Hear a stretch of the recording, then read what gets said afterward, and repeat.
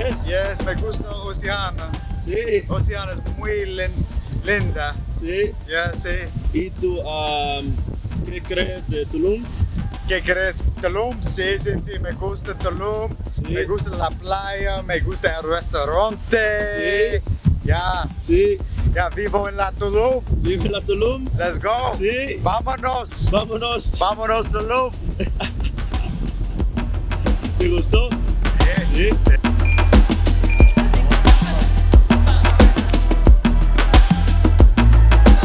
Oh my God. Cheers. Salud. Lady had to hit the switch.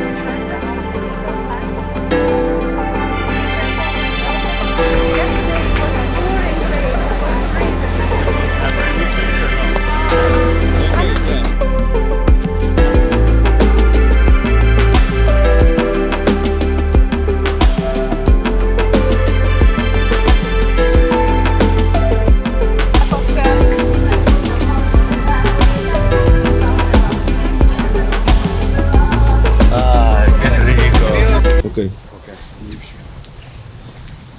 I'm right here. All right, cool. So when you look up Tulum, what you usually see is pictures of the beach and hotels and all this luxury hotel zone. What you don't actually see is what the real city looks like. And what it actually is it's just like any other city. There's streets with undeveloped sections, more undeveloped sections than not. And when you walk down the streets, you can kind of identify which subsectors that they're going to start redeveloping, and you can even find it on the internet. So there's one area called La Valletta that it's actually in the middle of the jungle, and they started cutting new streets in La Valletta. So you got jungle all around you, and then you have these dirt roads that are gridlocked like any other city would be. So what you can do in that situation is find a lot, or even easier would be to find a developer who's developing a lot, and you can kind of pick out which section of La Valletta you think is going to be on the best uptrend. What I actually like is if you walk around the town of Tulum. This is Tulum town. You can see they have storefronts. These are tiendas, or stores. And then right there you have a lot, and you can identify which one of these little subsectors has the most potential and kind of lock in on what you want around that.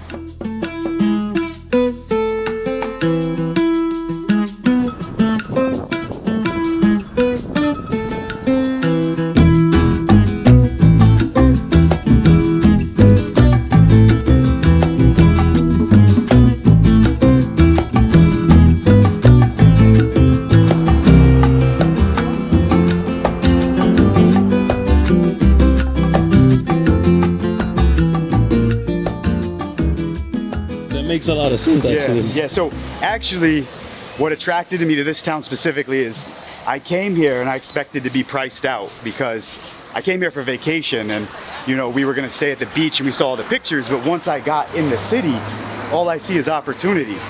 And I was surprised to see, because it's an undeveloped country and city in that country, you can find really good deals if you look. You know, all this stuff sooner or later is going to be redeveloped. The city won't look like this for much longer. And developers are coming in and they're finding lots, and they're identifying which neighborhoods they want to anchor their hotels. So what they'll do is they'll put in either a hotel, a restaurant, a gym, something. They'll put in a big complex, and they'll anchor a neighborhood around it. Then they'll brand that complex, and smaller guys or smaller developers will come in and develop around the anchor to that brand. And that's how you get a little subsector city. So in New York, you see it all the time. I think in New York you have, you know, Hell's Kitchen, and Greenwich Village, and like there's a bunch of them. I'm not really, you know, familiar with all of them. But in Tulum, you have Holistica, that's up and coming. Then you have Pueblo Tulum, which we're in right now. I love Pueblo Tulum. And then they're cutting a new street called Fifth Ave.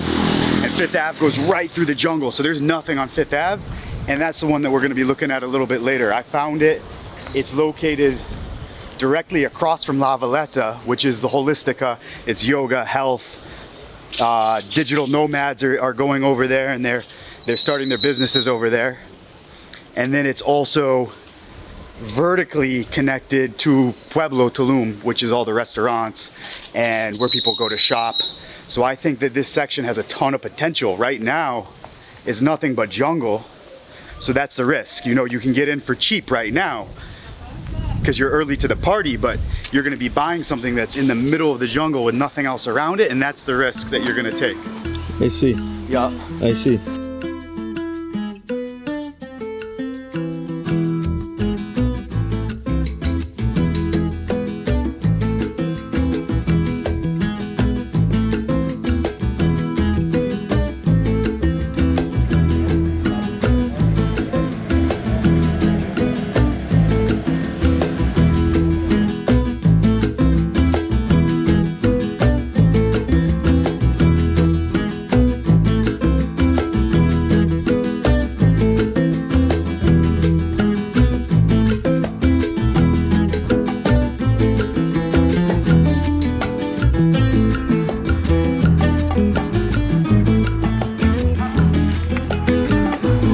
So outside of the neighborhood we were just in, Pueblo, this is what you're looking at.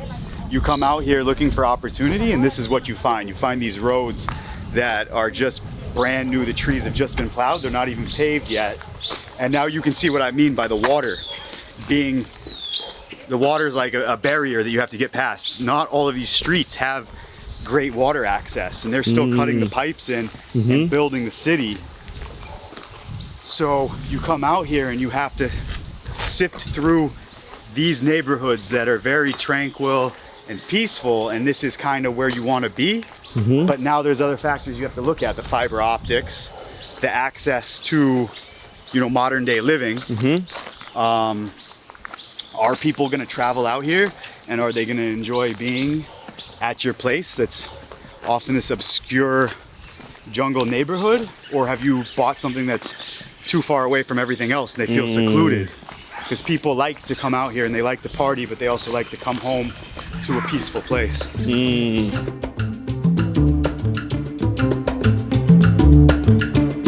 Yeah, baby. Goza, goza.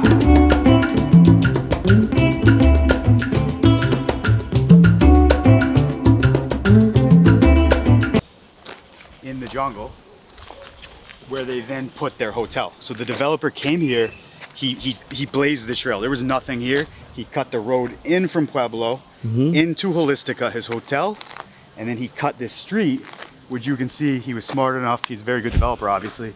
He put a streetscape here.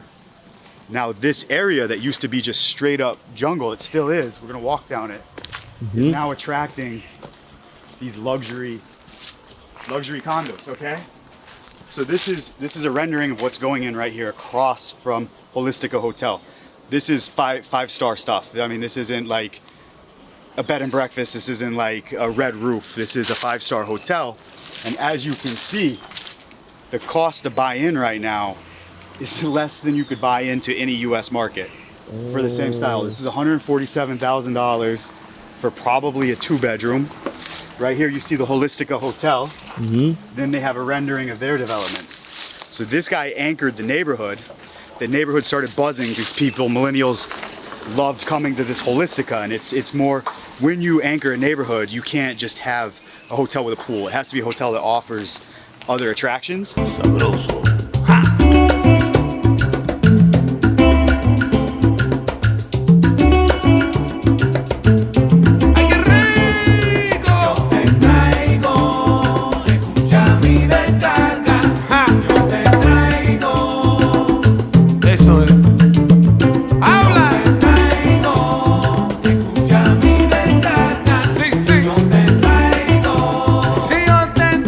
Mamá.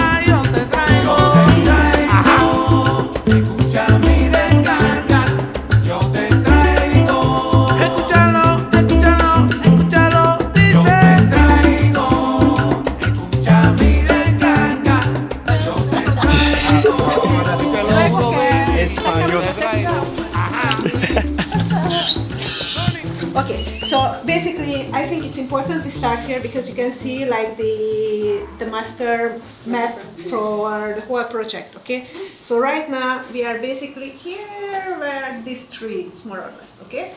So this place next to you, they are digging the place for the foundation for this building, which gonna be just the apartments, okay? And then next to it, the building which gonna has the stores in the bottom, and then all the places for stores in the future, and the apartments. So the main entrance, it's gonna be right up here, which is almost next to the corner with the street over there and with the Fifth Avenue. Fifth Avenue. Fifth Avenue here. Fifth Avenue Fifth here. Avenue here, okay. So this is the same way, it's put the same way like you're gonna have all the buildings built, okay? So in your case, you have the third unit here. So it's 1, 2, 3. This is your unit with the tree in front, okay? In this maquette.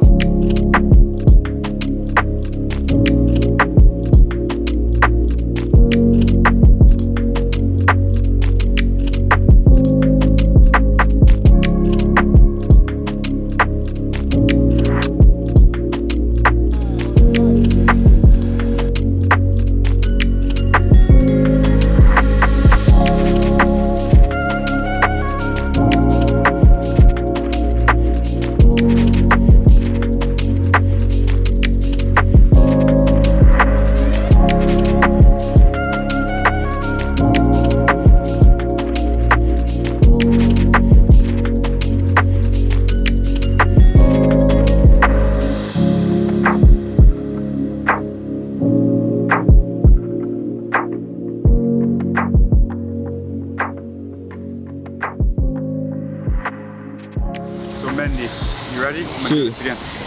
All right. So when you're cutting a deal, you got to look at the different terms as levers, right? So if you want a better price, maybe you offer more up front, and that deposit up front helps them bridge the work so they can pay the payroll and any expenses that come up. That's revenue for them. So they were willing to come down 10% because we offered more than 30% up front. On top of that, the second lever that we kind of tugged on was after year one, because we bought in the first phase and we're gonna take on all the risk of the construction, the chances that Fifth Ave doesn't become what we know it's going to become.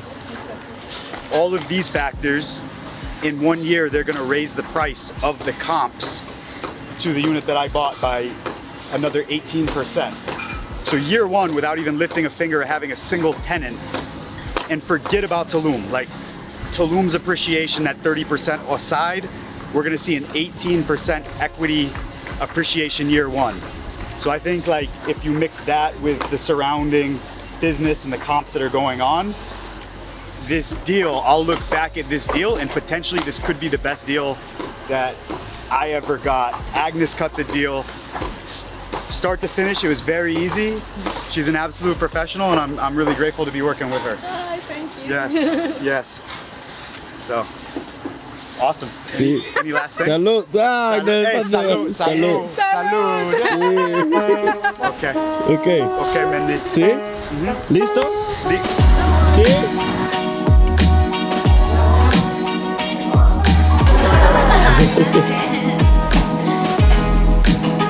They were like, it's this, it's that. I looked on Google, I couldn't find. What is the name of the tree?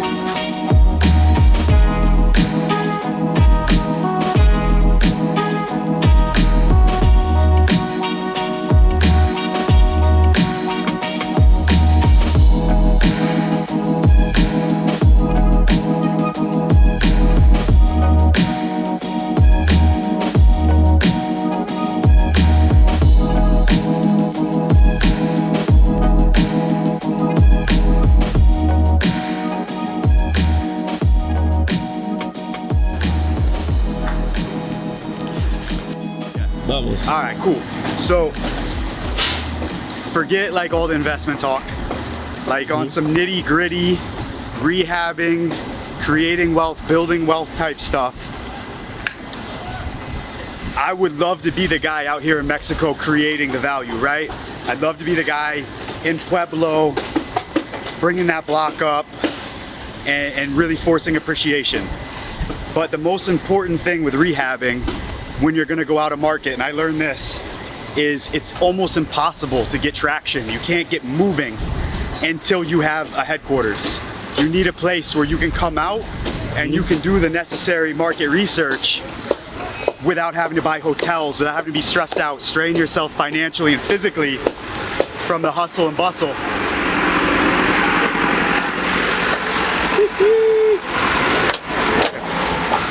So you need to have somewhere where you can come out and you're not going to strain yourself just by doing the diligence. So for me, this deal was an absolute no-brainer. It is going to increase over 28% that first year.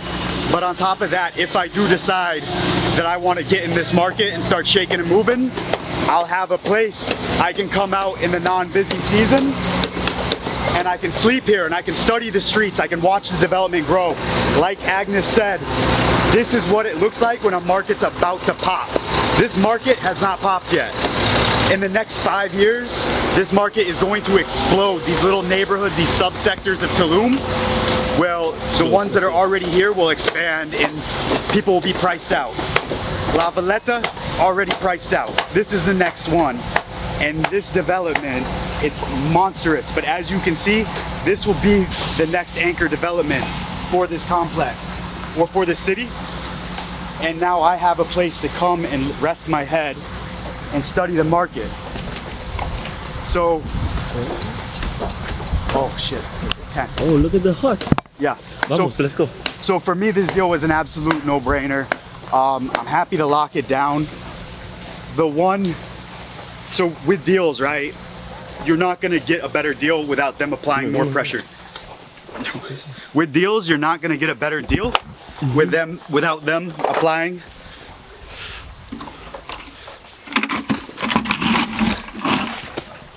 So when you're looking for a better deal, right, and you want to pull on the levers, you want to get a better price or more time or whatever it is, when you pull one lever, you're going to have to give something. You can't take without giving. So with this deal specifically, I offered more cash up front. I have an idea where the cash is coming from, but I have to get back home and actually close it. But I offered them more cash up front. So the pressure that they're going to apply on me is they want the money like yesterday. So they can continue all this building, they can put it in their reserve account, and should the developer run into any hiccups, he can pull from that reserve account. So they're giving me like 2 or 3 weeks to initiate my deposit. I'm not worried about it. I'm happy to do it because anything I can do to help him finish is gonna help me. And that's kind of the way you need to look at it. Like, investing is not you versus me. It's gotta be a team thing. Everybody, if I want to see him do well and I want to do well, I have to help him do well. So I'm gonna be happy to issue that deposit, and in turn, I'm gonna get the 10% discount and the phase 1 price. On top of that, I'm gonna get the Tulum appreciation. And again, you know, when you're looking to break into a new market, it's very important that traveling to and from that market isn't strenuous. So I can come here and I can study the streets, I can learn the market, I can learn the deals, I can see the trends, and that's gonna help me. One more thing that I think about a lot, and this has been a secret of mine and it's gotten me far, is anytime I go somewhere new or I see something, I soak it in and I remember, I notate what I saw that I liked, how it made me feel, and then I replicate that with future projects. So with this specific project, I can't take limestone and put it in Connecticut. It wouldn't look right. But you gotta understand like the feel something creates and then tailor it to the new market that you're in. So I think for me that this is gonna be good, and you know, as always, doing something challenging and uncertain is gonna teach you things. Will there be speed bumps here? I don't think there's gonna be a lot, but for sure, you know, furnishing the place, getting the place delivered in rental condition, managing the place, efficiency of management, because it's a different country, there are gonna be certain things that will apply pressure to me that I'll then internalize and be able to bring into my future developments. Really happy to be doing this. So, Sí. sí. Bueno. Bienvenido. Bien bonito. Bienvenido a la Tulum. Sí. Ahora, Veo que los aviones están llegando, están Supuestamente en 3 empezando. años se entrega. Y Muy el bien. Tren Maya también ya empezaron con la construcción. Muy bien. En- salud, salud, salud, salud, compra. Gracias. Salud. Gracias.